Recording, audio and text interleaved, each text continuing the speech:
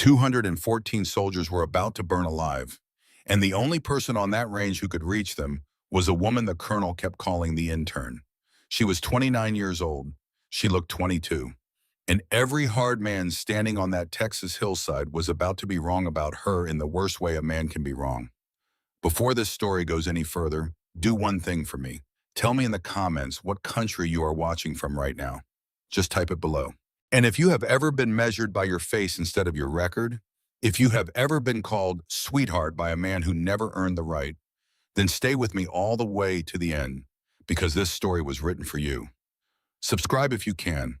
Now let me take you to the fire. It was the last week of September, and the hill country had not seen rain in 71 days. Fort Wexler sat baked and cracking under a white sky, 140,000 acres of cedar and mesquite gone the color of old bone. The grass was not green anywhere. It was the pale straw of a thing that has given up. When the wind moved across the Red Gate live fire complex, it carried the smell of hot dust and creosote and diesel, and it moved the brush in long, dry hisses that sounded almost like breathing. Every man who had spent a summer in that country knew what that hiss meant. It meant the land was ready to catch. It meant one careless spark and the whole basin would go up like a struck match. The fire marshals had been nervous for a week. The generals had waved them off. There was a demonstration scheduled, and demonstrations do not wait for weather. They called it Exercise Sabre Point. On paper, it was a culminating live fire certification, a full task force pushing through Antelope Basin under real artillery, real mortars, real machine guns, the whole orchestra of a modern battlefield played with steel that could kill you. In truth, it was a sales pitch. Up on the observation knoll, under a canvas fly that snapped in the wind, stood a row of folding chairs and a long table covered with laptops and coffee. And around that table stood the men who had come to Texas to watch the future of war and decide whether to buy it. The future of war had a name. They called it Warden. It was a networked fire control system, a web of sensors and processors that promised to see the whole battlefield at once, to range every target, to compute every firing solution, to tell every gun on the field exactly where to send its rounds without a single human hand slowing it down. It could talk to the artillery, it could talk to the mortars. It could slave a remote weapon station to a thermal signature and hold that gun on a moving man from 2 miles away. The brochures called it faster than thought. The man who owned the company said it in nearly those words over and over to anyone who would stand near him. That man was Rand Kilgore. He was 56, thick through the middle, with a golf shirt stretched across his belly and a lanyard around his neck, and the loud, easy confidence of a man who had spent 30 years learning that the world rewards a big voice. He had flown in from the coast that morning, and he had already told 3 separate people that he had built his company from nothing, that he had earned every dollar, that he understood the warfighter better than the warfighter understood himself. He held a paper cup of coffee and he surveyed the basin the way a man surveys a thing he already owns. Beside him stood a very different kind of man. Colonel Clayton Frost was 52, lean and dry and pressed, a silver eagle on his collar, and not one wrinkle in his uniform despite the heat. He was the program officer, the man whose signature turned Warden from a prototype into a contract. And he had a way of speaking softly that made men lean in to hear him and then wish they had not. Where Kilgore was loud, Frost was cold. He watched the range through a pair of expensive binoculars and he said almost nothing. And the few words he did say landed like small stones dropped into still water. Down the slope from the fine table and the fine men, off to the side where the shade ran out, sat the intern. That is what they had started calling her within an hour of her arrival, and the name had stuck the way cruel, easy names always do. She wore a dusty range safety vest, 2 sizes too large, over a gray shirt gone dark with sweat, and faded trousers and a pair of scuffed boots. Her dark hair was pulled back under a plain cap. She had reading glasses pushed halfway down her nose and a small worn card in her hands. A laminated range card soft at the corners from being carried a long time, and she kept turning it over in her fingers the way some people turn a coin. She was small, she was quiet.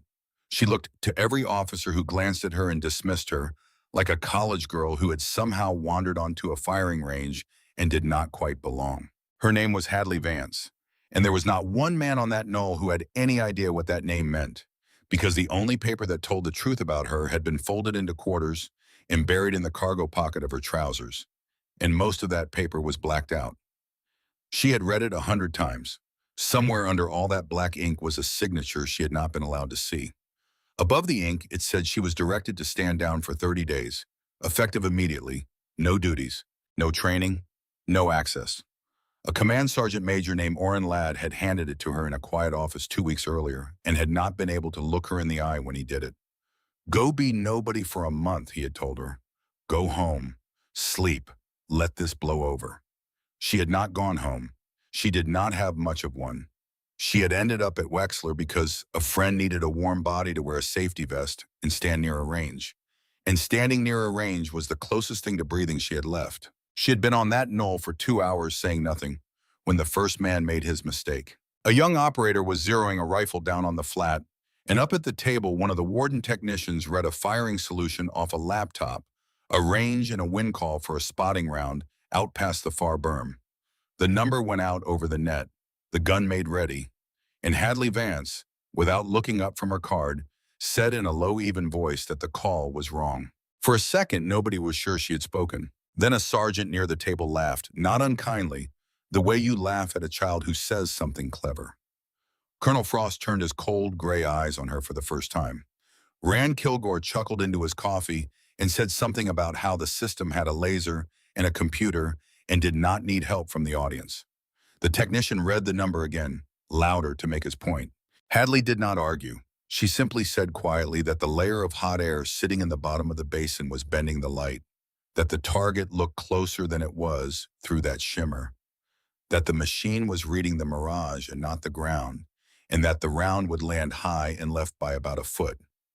Then she went back to her card. The gun fired. The round landed high and left, and by the width of a man's boot, exactly where she had said it would. For a moment there was a strange silence up on the knoll. A staff sergeant with a spotting scope, a lean woman of about 32 named Tess Raleigh, slowly lowered the scope and looked over at the small, quiet person in the oversized vest, and something moved behind her eyes. A first small crack in the story everyone had agreed to believe. A young private beside her, a kid of 22 named Colby Earl, who had come out hoping to learn something about long-range shooting, looked from the impact back to Hadley and did not laugh.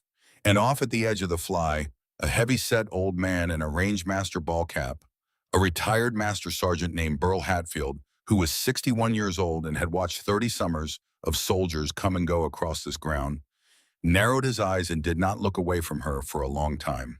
But Rand Kilgore only shrugged and told the table it was a lucky guess, and Colonel Frost turned back to his binoculars, and the moment passed, and the intern went back to being the intern. That is the thing about a truth nobody wants. You can set it right in front of powerful men, and they will step over it like a crack in the floor. The wind picked up. It was coming off the high ground to the west now, gusting warm and steady, pushing the dry hiss of the grass ahead of it. Down in Antelope Basin, a mile out and 400 feet below the knoll, a full task force was staging for the main event.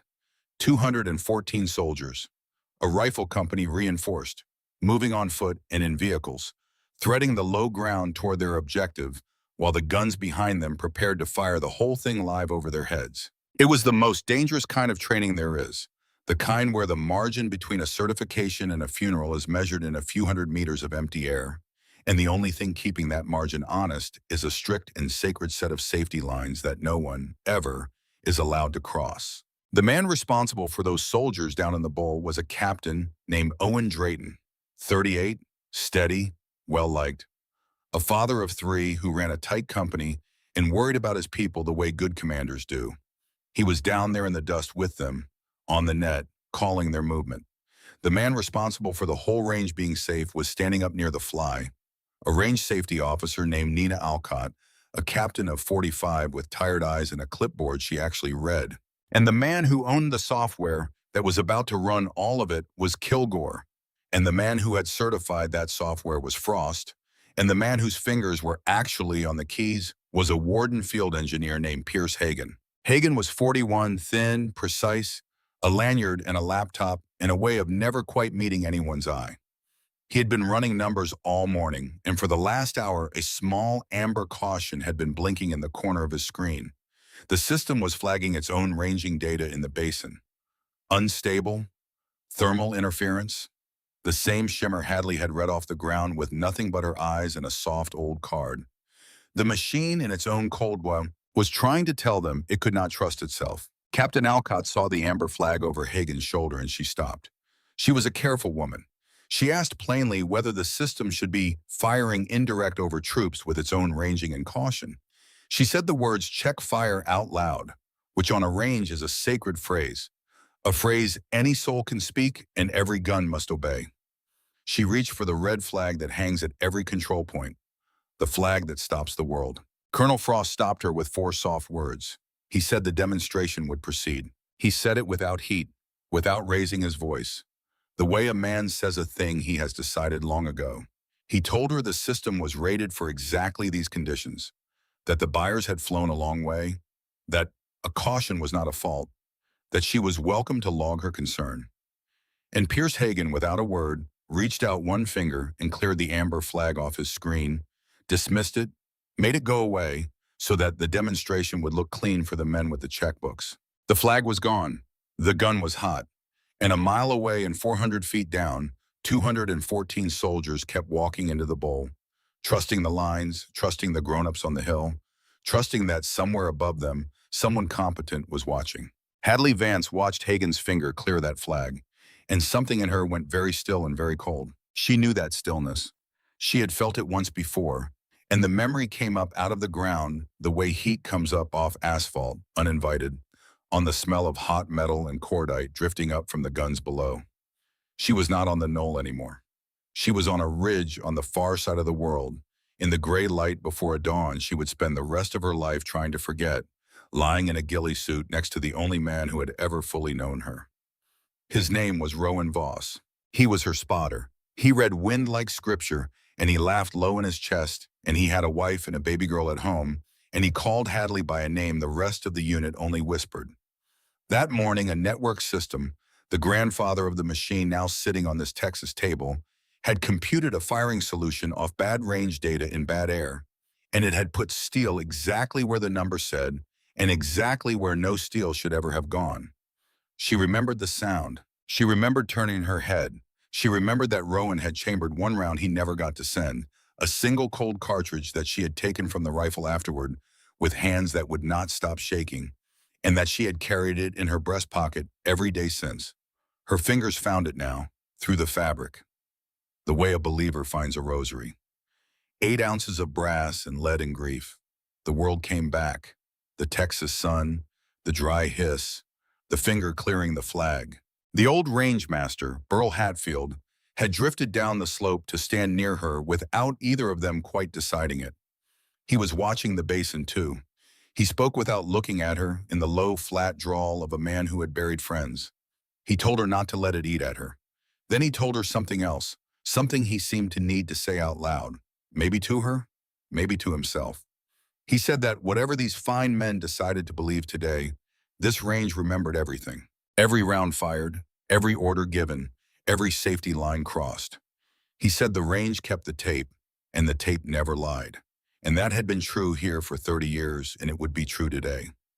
He did not know yet how much those words would matter.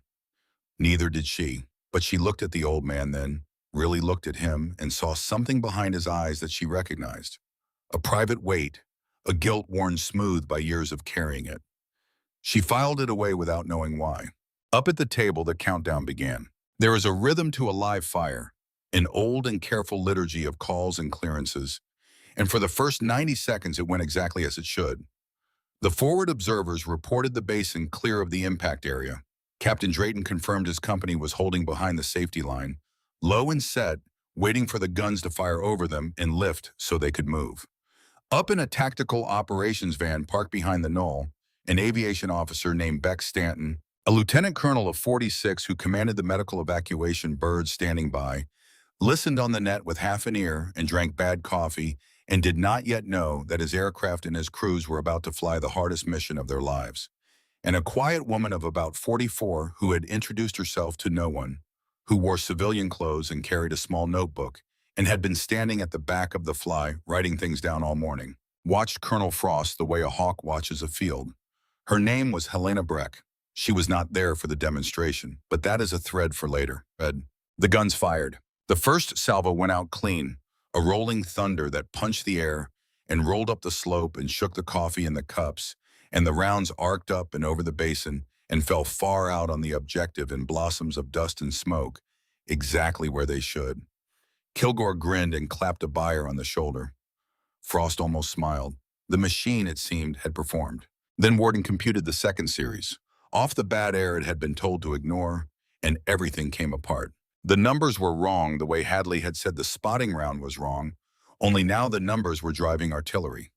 The solution read the mirage and not the ground, and it pulled the whole series short and wide, back toward the safety line, back toward the low country where the walking rounds had no business being.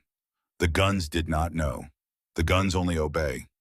The second salvo left the tubes, and this time the thunder did not roll out over the objective. This time it came down close and short, walking a line of impacts across the dry brush a few hundred meters from where a rifle company was lying in the grass. The dry brush did what dry brush does. It caught. It caught in a dozen places at once. Small fires blooming orange in the straw, and the west wind that had been hissing all morning took those small fires and made them one, a single low wall of flame that stood up off the ground and began to move. It did not move like a thing you can outrun. It moved like weather. It moved downhill and downwind, into the bowl, straight toward the basin where 214 soldiers now lay between a wall of fire and a line of steel. And it got worse, because that is what these things do. Near the mouth of the basin sat a staged ammunition point, pallets of stores for the exercise, and a finger of the fire reached it before anyone could react. And the world came apart in a long, ripping roar as the point cooked off, a chain of blasts that threw dirt and smoke 100 feet into the sky. The shock wave rolled across the low ground. Captain Owen Drayton, the steady captain, the father of three, was moving toward his lead platoon when it hit him. And it picked him up and put him down hard against a vehicle, and the lights went out behind his eyes. In a single second, the company lost its commander, and the net, already crowded, began to fill with the sound every soldier fears, the sound of good men trying not to panic. Then the machine turned its own gun on them. Out on the impact berm sat a remote weapon station, an automated mount slave to Warden, a heavy machine gun that the system could point and fire on its own at any thermal signature it decided was a target. It was supposed to be caged by a geofence, a set of digital safety lines that made it physically unable to traverse toward friendly ground. But the check fire Nina Alcott had called had never gone out.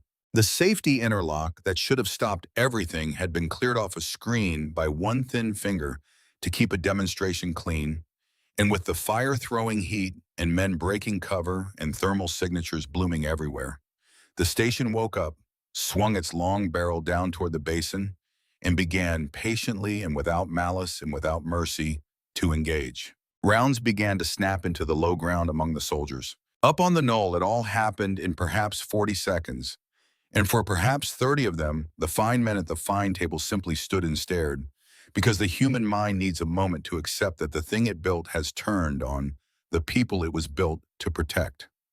Kilgore had gone the color of ash and was saying, "Oh God, okay," over and over, staring at the fire. Frost had his radio up and was demanding that someone abort, that someone shut the system down, and Pierce Hagan was hammering at his keyboard with shaking hands and getting nothing back, because the network that Warden rode on had saturated in the chaos, and the range net had gone to a wall of squeal and static, and no order anyone gave up on that knoll was reaching anyone down in that bowl.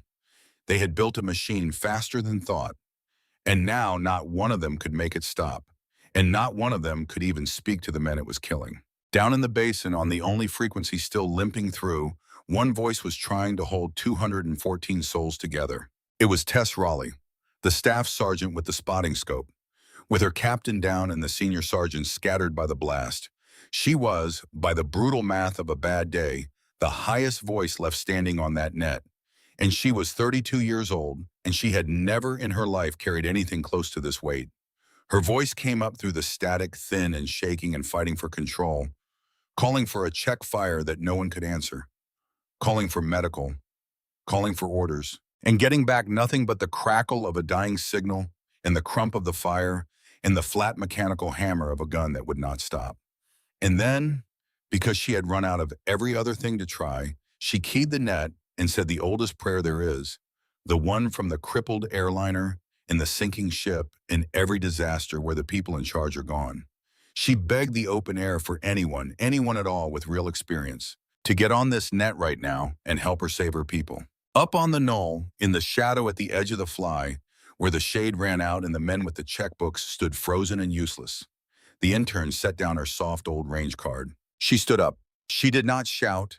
She did not push through the frozen officers or announce herself or ask permission from any man on that hill. She simply turned and walked, fast and flat-footed and certain, toward a battered pickup parked behind the control point. And she reached into the bed and dragged out a long, hard case that no one had noticed her load that morning. And she flipped the latches with two thumbs. And inside, wrapped in a ghillie gone the exact dead straw color of that Texas grass, lay a rifle that was not a prop and not a demonstration and not for sale. It was hers. It had always been hers. And a mile away and 400 feet down, the fire kept coming and the gun kept firing, and 214 men kept dying by inches, while the people who were supposed to save them stood on a hill and watched. What happened in the next 37 minutes on that range would be studied for years. It would be argued over in tribunals and whispered about in ready rooms, and it would end 3 careers and save more lives than anyone on that knoll could count. But that is still ahead of us. Right now, in this frozen second, there was only a burning bowl and a shaking voice on a dying net, and a small, quiet woman in an oversized vest that a colonel had called the intern, kneeling in the dust over an open rifle case, and lifting from it a thing wrapped in dead grass with the sure and gentle hands of a person greeting an old friend. Remember that voice on the net. Remember the flag that one finger cleared. Remember the old man who said the range keeps the tape. Because in about 4 minutes, she was going to key that net and say 2 words, just 2, and 3 colonels were going to go dead silent. And every man who had spent the morning calling her sweetheart was going to learn who she really was. But not yet, not quite yet. First, she had to climb. She went up the back of Gallows Ridge with the rifle across her shoulders and the ghillie trailing like a shed skin, and she moved the way water moves downhill, without hurry and without waste, choosing each foothold before her boot ever touched it. Below her, the basin was filling with smoke. Above her, the ridgeline ran bare and blistered against the white sky, 400 feet of loose caliche and dead grass, and she climbed it in the time it takes most men to talk themselves into starting. She was not thinking about the climb. She was reading the fire the whole way up, the color of it, the lean of the smoke, the speed of the wall as it fed on the dry country and rolled toward 214 soldiers who could not see over their own panic. Her mind had already done the math no computer on that hill could do, because the math was not only numbers. It was wind and grief and 30 years of other men's mistakes. And she had paid for every part of the equation in a currency the machine did not accept. Someone tried to stop her before she reached the top. A young lieutenant from the control point came scrambling along the ridge with his hand out, shouting that she was stood down, that she was not cleared, that no civilian and no bench soldier put a live weapon on his range. And behind him on the net, Colonel Clayton Frost's cold, soft voice was saying, "Get that woman off my line." And for one thin second, the whole thing hung on the edge of the same stupidity that had frozen the knoll. Then a heavy shape came up the slope behind them, faster than a man of 61 ought to move, and Burl Hatfield put one broad hand on the lieutenant's chest and stopped him the way a fence post stops a running dog. He did not shout. He said 6 words. He said, "I know the difference, son. Move." He said it the way only an old range master can say a thing. A man who had cleared 10,000 shooters hot and cold across 30 summers and knew in his bones the exact and unbridgeable distance between a person playing soldier and a soldier. He looked at Hadley Vance for one long beat, and whatever he saw in her face settled something in his own, and he keyed his own radio and cleared her onto the ridge on his authority as the senior range safety officer present. And he did it knowing it might cost him the last shreds of a pension, and he did not hesitate. Down on the knoll, Frost's voice went silent on the net, not because he agreed, because a colder thought had crossed his mind, a thought that had not yet reached his face. Hadley reached the crest and went flat. The whole basin opened below her like a wound. She could see it all now, the way she needed to. The firewall on the west lip pouring downhill. The scattered vehicles. the little dark shapes of men pressed into the low ground, the black smear where the ammunition point had cooked off, and out on the far berm, the ugly patient silhouette of the remote weapon station swinging its long barrel in slow searching arcs, hunting warm bodies in the smoke and finding them. She watched it fire. She watched a burst walk across open ground toward a knot of soldiers, and she watched them scatter, and she watched one of them not get up. And something in her that had been asleep for 2 weeks, something they had tried to bench and blank out and send home to sleep, came fully and terribly awake. She built her position in 11 seconds. Bipod down. Gilly pulled over, cheek to the stock of the long rifle, the M2010 that had been hers through 3 deployments and 1 classified morning she could not talk about, chambered in a caliber that reached farther than most men believed a rifle could reach. She ranged the weapon station, 1,380 meters. She read the fire for wind because the fire made its own wind now, a hot draft rising off the flames and bending everything. And she read the shimmer in the low air the same way she had read the spotting round 2 hours and a whole lifetime ago. She did not have a computer. She had a soft old card and a dead man's arithmetic in her own 2 eyes. She dialed. She breathed out. And on the empty space at the bottom of that breath, in the still place where Rowan Voss had taught her to live, she sent one round across nearly a mile of burning air and put it through the thermal sight of the machine. The station went blind. The long barrel stopped at its slow hunting arc and hung there dead, staring at nothing. Its cold electronic eye punched dark. It could not see the men anymore. It could not range them or track them or fire on them. She had not destroyed it. She had blinded it. And blinding it had bought the basin something more precious than anything else in the world just then. It had bought them minutes.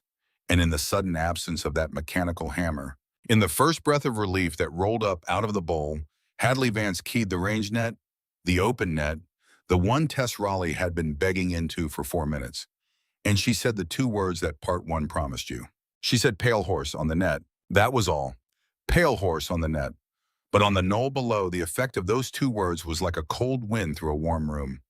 Burl Hatfield, halfway up the ridge, stopped dead and said the name again to himself in a voice gone soft with something close to awe, because he had heard that call sign whispered in ready rooms for years and had never once expected to hear it spoken live on a Texas range. A gray master gunnery sergeant near the control van took his cap off without knowing he did it, and Colonel Clayton Frost, standing on the knoll with a radio in his hand, went very still and very pale because he, of all the men on that hill, knew exactly who Pale Horse was, knew it better than anyone, and knew that her being alive and awake and on this net was the single worst thing that could possibly happen to him.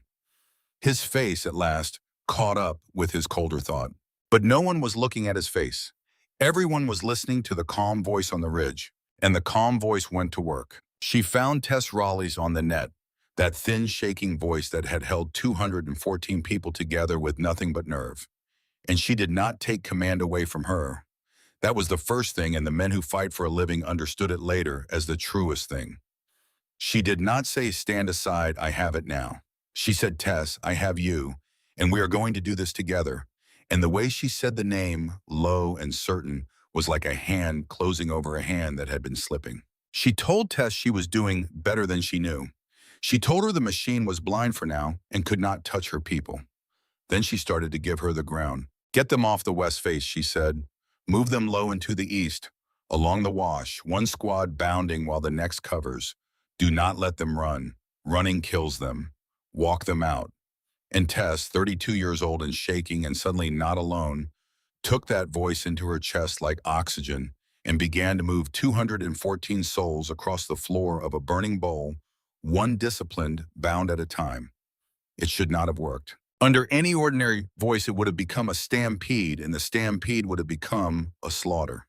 But the voice on the ridge did not sound afraid, and fear and calm both traveled down a radio, and the men in the low ground felt the calm and grabbed it and held it and did the hard, slow, correct thing instead of the fast, fatal one. This is the thing the fine machine on the hill could never have done. It could compute a firing solution in 1,000th of a second. It could not make a frightened man believe he was going to live. For 90 seconds it worked. The company flowed east along the wash. The fire chewed the west face where they had been and found them gone. Colby Earl, the private of 22 who had wanted to learn about long-range shooting, was down there dragging a wounded man by his gear straps and following the voice on the net like a rope in the dark, and he would remember that voice for the rest of his life. Up on the ridge, Hadley scanned and called and adjusted, her eye moving across the basin, holding the whole desperate arithmetic in her head at once. And it was going to work. That is the cruelty of what came next. It was going to work, and then the ground itself betrayed them. Because there were not 214 soldiers moving as one. There were 203, and there were 11 more. A squad had been caught on the wrong side of a rock spur when the ammunition point cooked off, cut off from the main body by a finger of fire and a wall of stone, down in a pocket of low ground on the far east shoulder where Hadley on her ridge could not see them, and the main column moving up the wash could not reach them. Their sergeant was on the net, calm and clipped, an old head who had already put his men in the best hole he could find and was asking, without any drama at all, for someone to tell him the way out. A radio operator was with them, a private of 20 named Denny Ledoux, who had a photograph of a baby girl folded into the band of his helmet, and Ledoux was reading grid coordinates in a steady young voice while the fire came down the draw behind them. And here is where the truth of Hadley Vance has to be told, because a lesser story would hide it, and this one will not. She could not see the far squad from Gallows Ridge. The spur masked them, and she had a choice, and the choice was the whole of who she was. Tess Raleigh, down in the smoke with a better angle, was already calling a route for that squad, a hard, fast move west across the base of the spur to link with the main body, and she was calling it right, and if Hadley had trusted that call and put her guns and her voice behind it in that instant, the timing might have held. But Hadley Vance did not trust another person's eyes. She never had. It was the flaw that had made her a legend, and the flaw that had cost her everything. The deep old belief hammered into her on a ridge across the world that if she did not see it herself, it was not real. That the only red she could bet lives on was her own. So instead of backing Tess's call, she broke her own position to go see for herself. She came up off the rifle and moved fast along the crest to get eyes on the far pocket, to confirm the route with her own two eyes before she would commit to it. And it took her a long 90 seconds to cover the ground and get low again, where she could see. 90 seconds. In that time, the fire came down the draw. It came faster than the map said, the way fire does when it finds a chimney of dry brush and a rising wind, and it reached the pocket on the east shoulder before the squad could clear it. And Hadley Vance settled her eye behind the scope at the exact moment there was nothing left to see but flame. The net went strange. Denny Ledoux's steady young voice reading coordinates stopped in the middle of a number.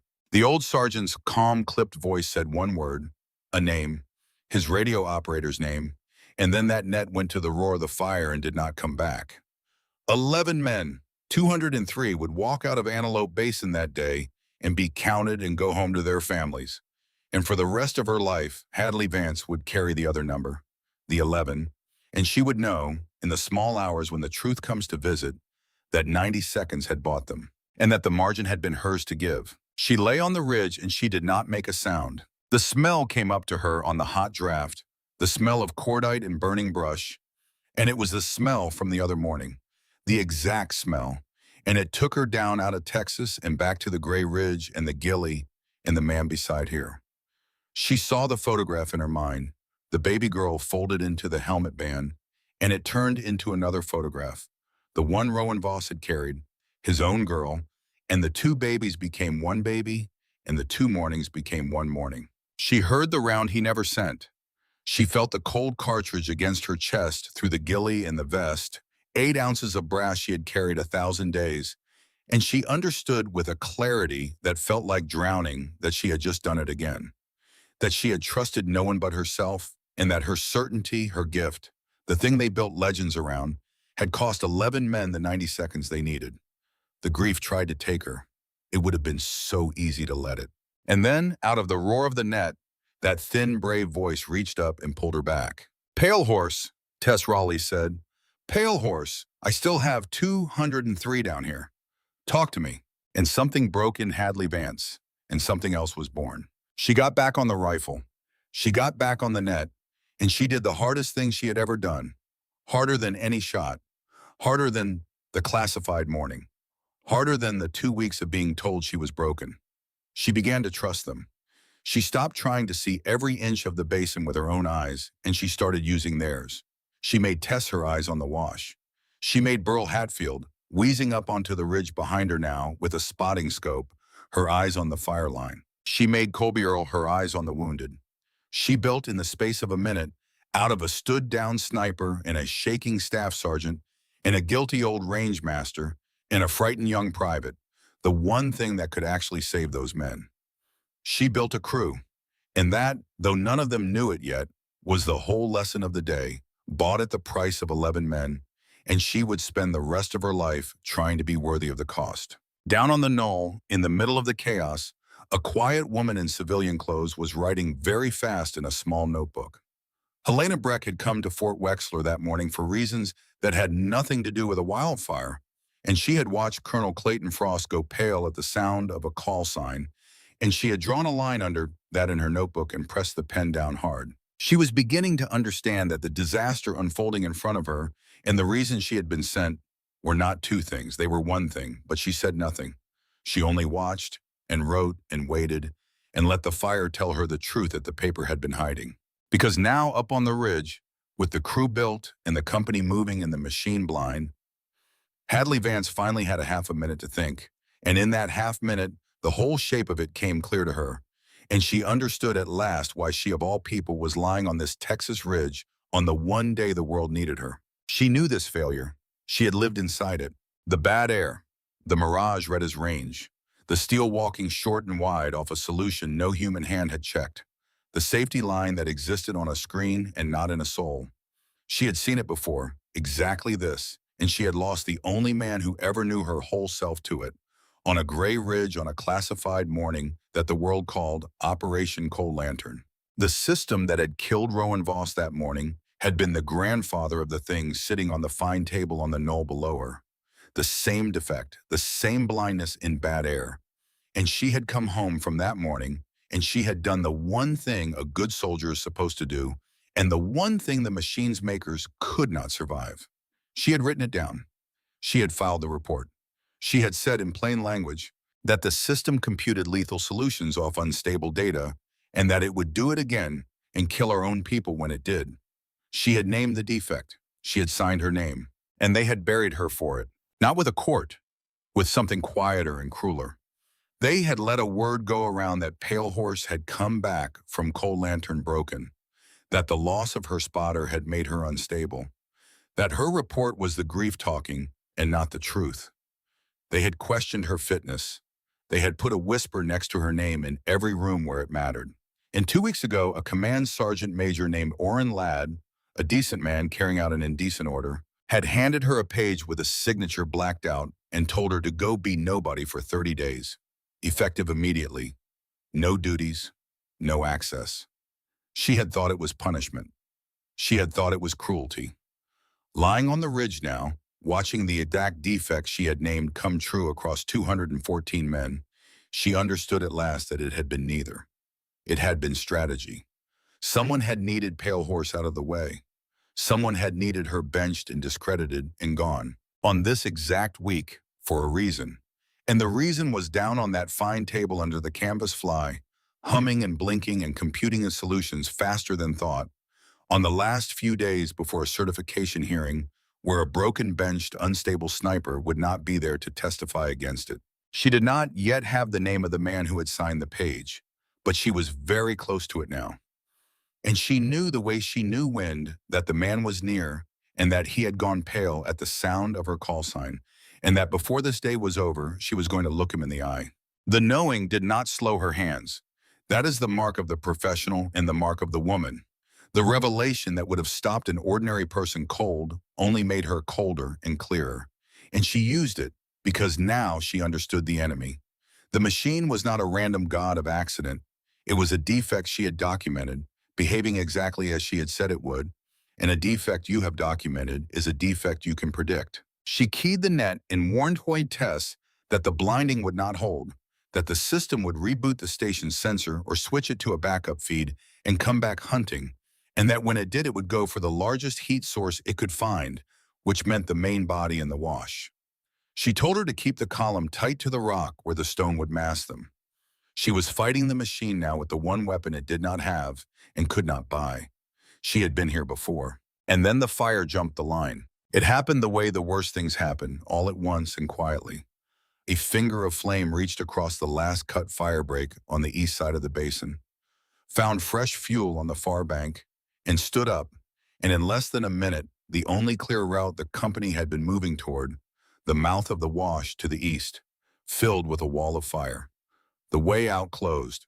203 soldiers, moving in good order under a calm voice, ran up against a curtain of flame where their exit had been and had to stop.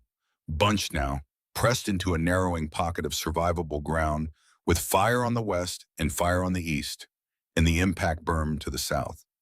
And at that exact moment, as if the day had been waiting for its cruelest possible timing, the remote weapon station on the berm shuddered, and its dead eye flickered and came back on. Warden had rebooted the sensor. The machine could see again.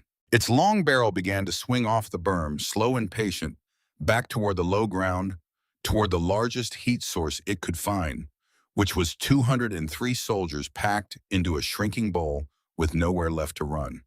And on the knoll, Pierce Hagen, whose thin finger had cleared the first safety flag 2 hours ago, bent over his keyboard again, and the range net, which had limped back to life just enough to carry a calm woman's voice, dropped once more into a wall of squeal and static as the network saturated and the signal died. And Tess Raleigh's voice, reaching up toward the ridge, was cut off in the middle of a word. Hadley scanned the pocket with a rising cold dread and found the only door left. Under the impact berm, half buried in the south wall of the basin, ran a concrete fluid culvert, a drainage tunnel wide enough to move men through in a file, an old piece of range engineering built to carry the flash floods that these dry basins throw when the rain finally comes. It ran under the berm and out the far side, out of the fire, out of the bowl, to open ground and life. It was the door. It was the only door. And it was sealed. A heavy steel floodgate hung across its mouth, closed, and the electric actuator that should have opened it was a dead black box. Its power line burned through in the first minutes of the fire. The gate would not open from a screen or a switch or a prayer. The only thing on that whole range that could open it now was a rifle round through the manual release on its hydraulic ram, a small and specific and brutally difficult target, and putting a round through it would spring the gate and open the door and let 203 men live. But Hadley Vance could not take that shot. She saw it the instant she found it, saw the whole geometry of the trap close around her like a fist. The release on the floodgate faced east, tucked under the lip of the berm, and from Gallows Ridge, the spur of rock that had masked the dying squad now masked the gate. She had no angle on it. Not from here. Not from anywhere on her side of the basin. To take that shot, she would have to be on the opposite shoulder, on the low east rise across the bowl, and if she left this ridge to get there, she would lose her only line to the one target that could still save them all, because the remote weapon station, the machine now swinging its barrel down onto 203 packed and helpless men, was visible from exactly one place on that entire range, and that place was the ground she was lying on. If she stayed on the ridge, she could hold the machine off the men, but no one could open the door. If she went for the door, no one could hold off the machine. One shooter could not be in two places, and there were two shots, and both of them had to be made in the next 90 seconds, or every soul in that bowl would burn or be cut down. And there was only one other person anywhere near that range who was standing on the east rise with a rifle and a line to the floodgate. It was Tess Raleigh, the staff sergeant with the shaking voice, the one who had never in her life taken a shot like this, who did not believe she could, who was set at that very moment on the low east rise, nearly 500 meters across the draw from the sealed gate, the fist-sized release half lost in the shadow under the berm, with the smoke sliding across it in sheets and the fire throwing a crosswind that no student ever trains for, her radio dead in her hand, with a line to a target she had no idea was hers to hit. And a mile away, cut off from her by a wall of static and a wall of fire, was the one person alive who could talk her through it. If the net came back, if it came back in time. Hadley Vance settled behind her rifle, put her crosshair on the machine, and began, with hands that did not shake, to wait for a voice she was not sure she would ever hear again. The net was dead, and the machine was alive, And between those two facts lay 203 men who had perhaps 90 seconds to live. Hadley Vance lay on Gallows Ridge with her crosshairs steady on the remote weapons station, and she could not make the one shot that mattered, because the shot that mattered was a mile across the bowl at a floodgate she could not see, and the only person who could see it was set on the low east rise across the draws from it with a dead radio in her hand. Everything now depended on a voice reaching Tess Raleigh, and the voice could not reach her, because down on the knoll a thin man with a lanyard was bent over a keyboard, and his fingers were the reason the world had gone to static. Pierce Hagan was not panicking. That was the terrible thing. All around him, men were shouting, and the fire was roaring up the slope, and the smoke was rolling across the fine table. And Pierce Hagan was working with the calm of a man completing a task, and the task was silence. He had cleared the first safety flag 2 hours ago to keep a demonstration clean. Now he was holding the range net down under a wall of jamming to keep a catastrophe quiet, to buy the minutes his masters needed for the fire to finish what the machine had started and erase the evidence with it. A dead range tells no stories. A burned basin certifies nothing and accuses no one. He believed in whatever place a man like that keeps his belief, that he was managing a problem. He did not look up. Rand Kilgore looked at him and finally understood. The big loud man who had spent the morning selling the future of war stood over his own engineer and watched those calm fingers hold 200 soldiers under the water.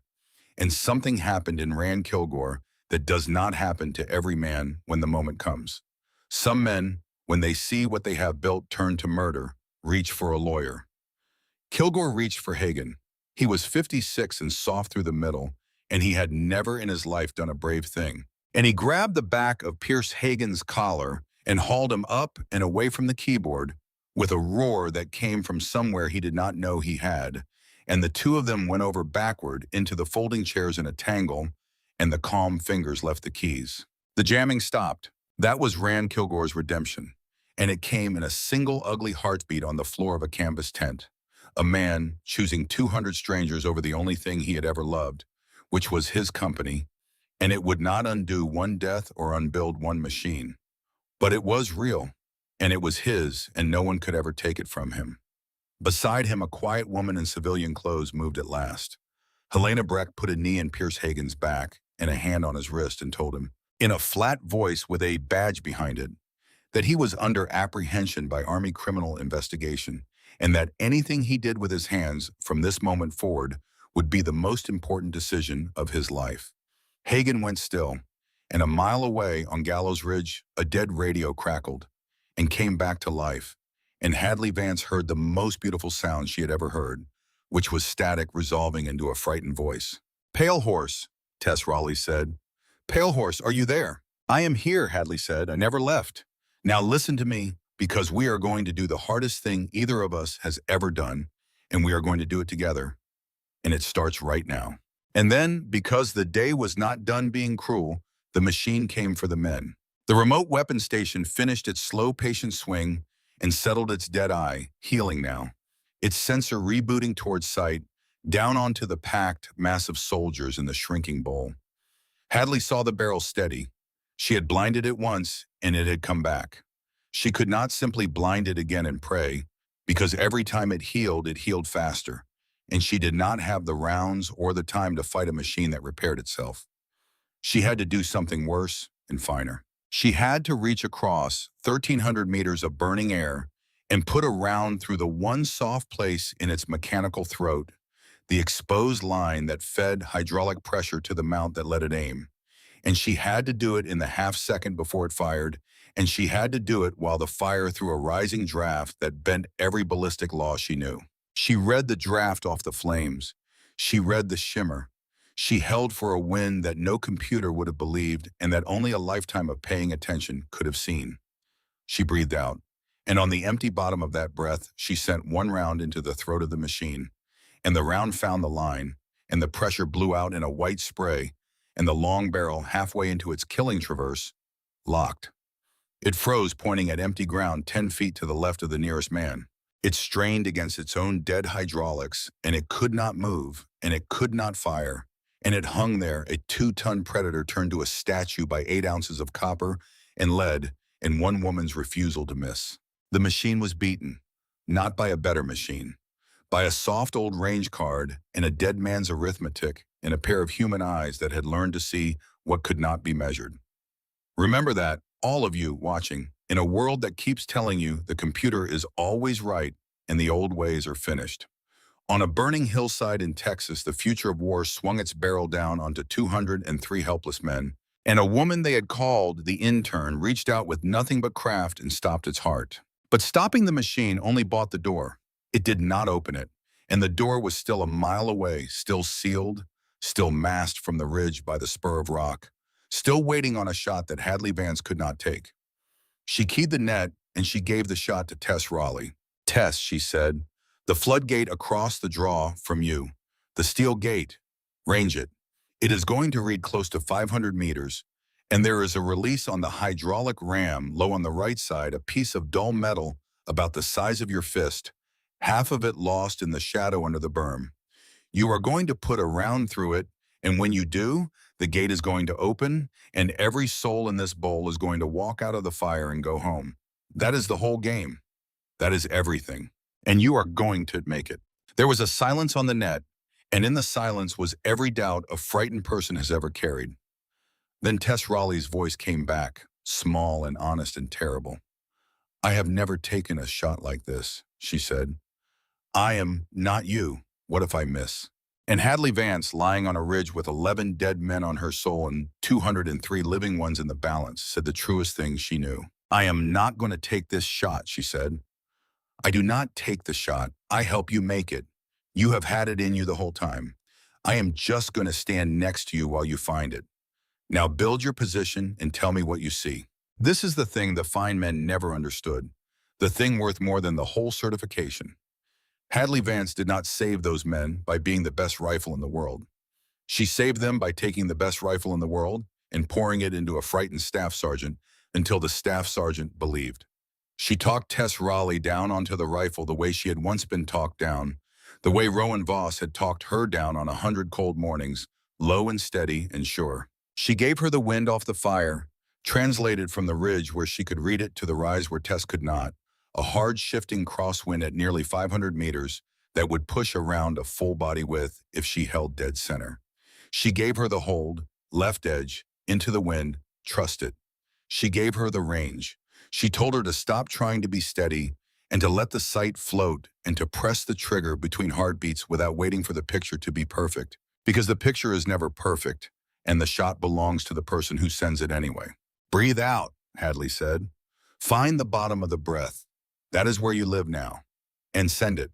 Tess Raleigh sent it. The round crossed nearly 500 meters of smoke and crosswind and struck the release on the hydraulic ram, a shot most of the cadre on that hill would have flinched from on their best day, and the steel floodgate shuddered and groaned and swung open on its counterweight, and behind it the dark mouth of the culvert opened like a throat, cool and clear, and running straight under the berm and out the far side to open ground and living air. For one heartbeat, nobody moved. Then the old sergeants down in the bowl understood what they were looking at, and they got their men up and moving, and 203 soldiers began to pour through that open door out of the fire. One long, disciplined file walking fast and low through the tunnel and out into the clear, into the downslope beyond the berm, where the smoke thinned and the sky opened and a man could breathe. Colby Earl came through it with a wounded soldier over his shoulders. The last man through was an old first sergeant who stopped at the mouth and counted them himself, every one, the way you count your own children, and did not step through until the count was done. 203. On the ridge, Hadley Vance let her forehead drop against the stock of the rifle, and for the first time in 2 weeks, for the first time since a page with a blacked-out signature had told her she was nobody, she let herself shake.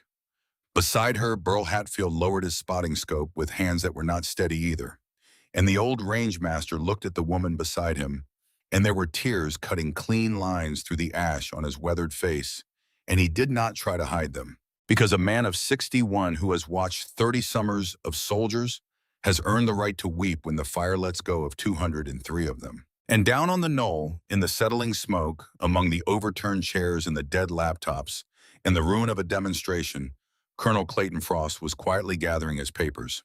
He was not looking at the basin. He was not looking at the men walking out of the fire he had helped light.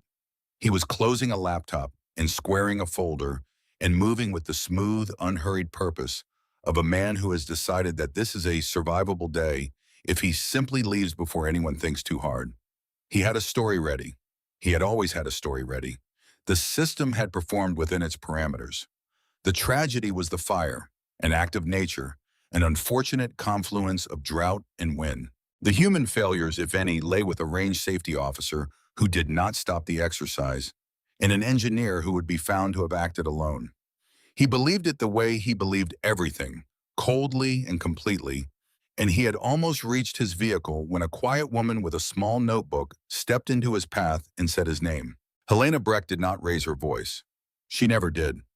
She told Colonel Clayton Frost that she was a special agent of Army Criminal Investigation, that she had been sent to Fort Wexler that morning, not for a wildfire but for him, that she had spent 3 months following the paper trail of Operation Cold Lantern and the burial of a fratricide and the discrediting of the one witness who had told the truth, and that she had come to watch the certification of a system she already believed was defective. She told him she had watched him go pale at a call sign, and she told him she now understood why. Because the signature on the stand-down order was his. The blacked-out name at the bottom of the page in Hadley Vance's cargo pocket, the name she had turned over in her mind for 2 weeks, the hand that had directed her benched and discredited and gone on the exact week of the certification hearing, was Clayton Frost. He had certified the grandfather system that killed Rowan Voss. He had buried the report that named its defect. He had let the whisper go around that Pale Horse was broken because a broken witness does not testify. And he had signed the order that sent her away because an absent witness does not testify at all. He had done all of it not out of hatred, but out of something worse. A cold accounting in which 11 dead men and 1 destroyed reputation were simply the cost of a contract, entries in a ledger, numbers that balanced. And now the fire he had gambled on had failed to erase the evidence, because the evidence was not only paper, it was the range itself. Because the range keeps the tape. Burl Hatfield had come down off the ridge, and the old range master walked straight to the range control conex through the drifting smoke, and he did the thing he had been afraid to do for years, the thing that was his own redemption and had been waiting for him the whole time. Long ago, on the evaluation range where Cold Lantern's system was first tested, Burl Hatfield had been the senior safety observer, and when the fratricide happened, he had been handed a form and told to sign it as operator error. And he had signed it because he was tired and close to his pension, and the men telling him to sign wore stars, and he had carried that signature like a stone in his chest every day since. He had believed the whisper about Pale Horse because believing it was easier than facing what he had signed. But he had also, being an old range master, kept the tape, the immutable record. The range control telemetry that logs every round, every command, every safety flag raised, and every safety flag cleared. Written to a drive that no kernel can edit and no fire can burn because it lives in a hardened box in a steel conex that the flames never reached. He pulled the tape. All of it. The amber ranging caution the system raised on its own and could not be argued with. The moment Captain Nina Alcott called check fire on the open net, time stamped, her voice steady and correct. The moment one finger cleared the caution flag to keep a demonstration clean. The suppressed interlock. The jamming. Every second of it, recorded by the range itself, uneditable and unburnable and undeniable, a machine's own confession to a machine's own crime. Clayton Frost had built his whole life on the belief that with enough authority, a man can decide what the truth is. And the range, which had no authority and no ambition and no fear of stars, simply remembered. And the remembering was the end of him. They took him at his vehicle, Helena Breck and 2 military police, quietly with his own certification folder still under his arm. He did not shout. Men like Frost do not shout. He said one last time in that soft, cold voice that the system had performed within its parameters, and Helena Breck looked at him for a long moment and gave him the only answer the day had left. She said, "The tape never lies, Colonel," and she closed the door. The birds came in low out of the north. Lieutenant Colonel Beck Stanton had been listening on the net from the operations van, and the moment the culvert opened, he put his medical evacuation aircraft into the air. And now they came in over the ridge line. 2 of them, then 3, big and loud and beautiful, flaring hard over the clear ground beyond the berm, where 203 exhausted soldiers stood in the thinning smoke and watched them land. The wounded went first. Captain Owen Drayton went up on the first bird, alive. His head wrapped and his eyes not yet clear, carried to the aircraft on a litter by 4 of his own soldiers who would not let another set of hands touch him. The crews worked fast and gentle, the way they do, and the soldiers who could stand formed lines and passed their brothers up into the aircraft with the tenderness that hard men keep hidden until the day they need it. And when the wounded were loaded and the count was confirmed, and the fire was finally being beaten back by the tankers and the crews that had scrambled from 3 counties, Beck Stanton walked out across the open ground toward the base of Gallows Ridge, where a small woman in a scorched ghillie was coming down off the high place with a rifle across her shoulders. He knew the call sign. Every man in the aviation community knew the call sign. He had heard it the way you hear a legend, in pieces, in ready rooms, a name attached to a classified morning, and a report nobody would talk about. He had never expected to meet her, and he certainly had never expected to meet her here, coming down a Texas hillside covered in ash with 203 lives behind her. He stopped a few feet away, and he came to attention, and Lieutenant Colonel Beck Stanton, an officer twice her rank, brought his hand up in a slow and deliberate salute and held it, and behind him, one by one, the aircrew saw it and understood, and they came to attention too, and the soldiers on the ground saw the aircrews and turned, and 203 men who had walked out of a fire behind a voice on a radio turned toward the ridge and saw at last the face that belonged to the voice. She did not know what to do with it. She never did. She had been the girl the gate guards called sweetheart. She had been the intern on a knoll. She was a woman who had stopped explaining herself a long time ago. She returned the salute because that is what you do, and then she looked away, up the slope, out at the country, anywhere but at the faces, because a soul can carry 11 dead men or 200 grateful ones, but not both at the same moment. A young private came out of the crowd toward her. Colby Earl was 22 years old, and his face was black with soot, and his hands were shaking, and he had dragged a wounded man half a mile through smoke. And he had one question, the question the young always ask the ones who came before them, the question that is really a prayer. He asked her how she had known she was good enough, how she had known she could stand up on that knoll and walk up that ridge and take those shots when every powerful man there had called her nothing. Hadley Vance looked at the boy for a long moment. The question deserved a real answer, and she gave it. I did not always know, she said. There were mornings I was sure I was in over my head. There were rooms full of men twice my age waiting for me to fail, and some days I thought they were right. The doubt never fully goes away. But I learned one thing early, and it is the only thing I have that is worth giving you. Nobody can hand you what you are, not a rank, not a school, not a man's permission. You earn it in the dark, alone, doing the work when no one is counting, until one day the work is so far inside you that no one can talk you out of it. They will look at your face and decide what you are. Let them. Then show them what you did. The face is a rumor. The work is the truth. Work is the rank. Everything else is just a costume. Then she reached into the breast pocket of her ghillie, under the vest, and she took out the thing she had carried 1,000 days. The cold round. Rowan Voss's last cartridge, the one he had chambered and never sent. 8 ounces of brass and lead and grief that had ridden against her heart across 3 deployments in 1 classified morning and 2 weeks of being told she was nobody. She had never once let it out of her hand. She looked at it, and then she looked across the clear ground to where Tess Raleigh stood alone at the edge of the crowd. The staff sergeant, who had held 203 people together, with a shaking voice, and then reached across 200 meters of smoke and opened the door, and Hadley Vance walked over to her and put the cold round in her palm and closed her fingers over it. You made the shot, she said. Not me. You, carry this, and the next time some frightened kid on a bad day begs the open net for anyone with real experience, you be the one who stands up. That is how it passes. That is the only way it ever passes. Tess Raleigh could not speak. She only closed her hand around the round and nodded, and in that nod a torch passed from one woman to another that no fire could ever burn and no colonel could ever bench. And 6 months later, Staff Sergeant Tess Raleigh would submit her packet for the Army Sniper course. And in the essay, she would write about a burning basin and a voice on a radio and a woman who told her she had it in her the whole time. They counted the cost honestly.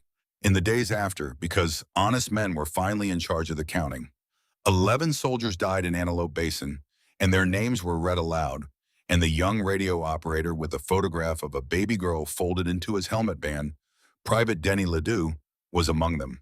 And the range where they fell was given a new name in their honor, so that every soldier who trained there afterward would ask who they were and be told. Hadley Vance stood at that ceremony in her dress uniform, looking somehow even younger in the crisp cloth than she had in the scorched ghillie, and she carried the 11 the way she would carry them for the rest of her life. And she did not let herself off the hook for the 90 seconds. And she did not drown in them, either, because Rowan Voss and now Antelope Basin had finally taught her the last thing, which was that a person who insists on carrying every weight alone will one day drop the one that matters, and that the whole point of a crew is that you do not have to. The reckoning came for the guilty, and the vindication came for the wronged. Slowly, the way these things come, through hearings and testimony and the uneditable tape, Pierce Hagan made his most important decision with his hands and told the whole truth in exchange for his life. And the truth reached higher than even Helena Breck had expected. Colonel Clayton Frost was stripped and charged and would spend his cold, soft voice arguing parameters to a court-martial that had the tape and did not care. The certification of the warden system was suspended, then withdrawn, and the defect that Pale Horse had named in a report they buried was at last written into the record in permanent ink. And somewhere a program that would have shipped that blindness to 100 battlefields quietly died. And the whisper that had followed Hadley Vance, the cruel, easy word that she had come back from Cold Lantern broken, was struck from every room where it had ever been spoken, and in its place went the truth, which was that she had been right, and that she had been right at a cost they had made her pay alone, and that the Army owed her a debt it could never fully settle, but would at least stop pretending it did not owe. A year later, a letter came for her, forwarded through channels, handwritten on heavy paper. It was from Rand Kilgore. He wrote that she would remember him as the loud man on the knoll who had called her the intern and sold the machine that nearly killed them all. He wrote that he had shut the company down, that he had spent the year testifying and making what amends a man in his position could make, that he thought about the fire every single day. He wrote that he had spent 30 years deciding what people were worth by looking at them, and that he had looked at her and seen nothing, and that on the one day it mattered most, he had been more wrong about a human being than he had ever been about anything in his life. He wrote that she had saved him twice, once from the fire, and once from the man he had been before the fire showed him to himself. He signed it with respect he had not known he was capable of feeling, and Hadley Vance read it twice and folded it and put it in a small box beside her bunk, where she kept the few things that mattered, next to a photograph of a man named Rowan Voss and his baby girl. She went back to the work because she did not know any other way to be. She taught. She trained the young ones, the frightened ones, the ones the world had already decided were too small or too quiet or too young, and she poured herself into them the way she had poured herself into Tess Raleigh on the worst day of both their lives. And she watched them stand up, one after another, and become more than anyone had measured them to be. She was 29 years old. She looked 22. She had 203 living soldiers and 11 dead ones, and a call sign that men said in a different tone than they used for other names. And she had stopped, a long time ago, needing anyone to tell her who she was. On a gray morning some months later, a plain envelope arrived on her desk, sealed, with orders inside that most of the world would never be allowed to read. She turned it over in her fingers, the way she turned the soft old range card, the way she had once turned a blacked-out page. She did not open it right away. She sat for a moment in the quiet and let the light come up through the window, and then she reached for it, because there was always another frightened voice out there somewhere, on some bad day, begging the open net for anyone with real experience to please stand up. And somewhere out there, quiet and small and easy to underestimate, wearing a face the powerful would misjudge until the moment it was too late, a woman they called Pale Horse was already reaching for her boots. Where is she now? That is the one question this story will not answer. But if you are ever on the worst day of your life, and the people in charge are frozen, and the machine has turned on the men, and you find yourself begging the open air for anyone at all to come and help you carry it, I hope you get someone like her. And I hope when she comes, you have already learned what the fine men on the knoll learned too late, that the face is a rumor, that the work is the truth, and that the quietest person in the room is very often the one who has already decided to save your life.